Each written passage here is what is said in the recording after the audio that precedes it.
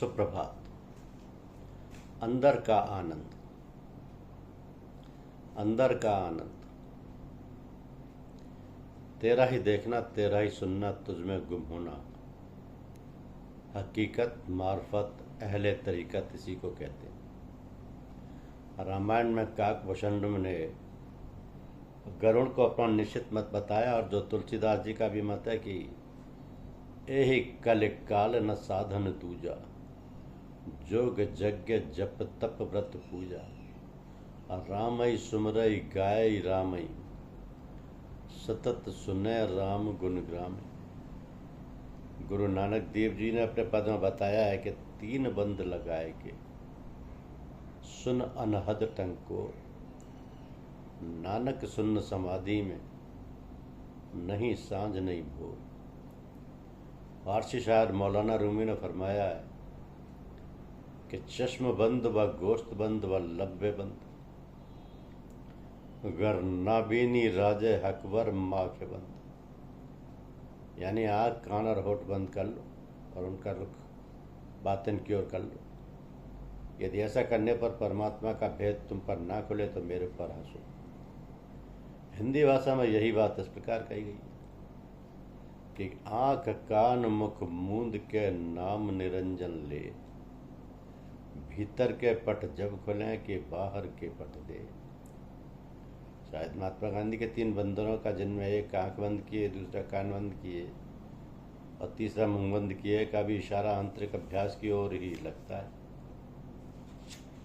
आंतरिक अभ्यास की ओर ही लगता है। तो यहाँ ये खोलना तर्क संगत है कि जब हमारी इंद्रियां बाहर भटकती रहती हैं तो बाहरी जगत के मल विक्षेप हमारे दिल पर चढ़ते चले जाते हैं, और जब हम अंदर की ओर रुजू शुरू होने हो जाते हैं तो आत्मा का प्रभाव हमारे हृदय को निर्मल, स्वच्छ, पवित्र बनाने लगता है। और कहा जाता है कि जब एक बार अंदर का आनंद साधक चख लेता है तो उसे बाहर नीरसता लगने लगती है।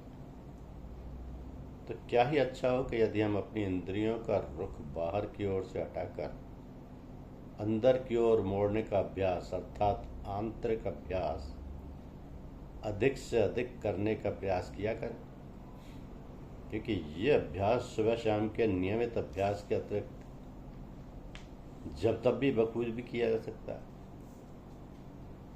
आंतरिक अभ्यास लगाने में आँख, कान और जबान के रुख को बाहर की ओर से हटाकर अंदर की ओर मोड़ना होता है।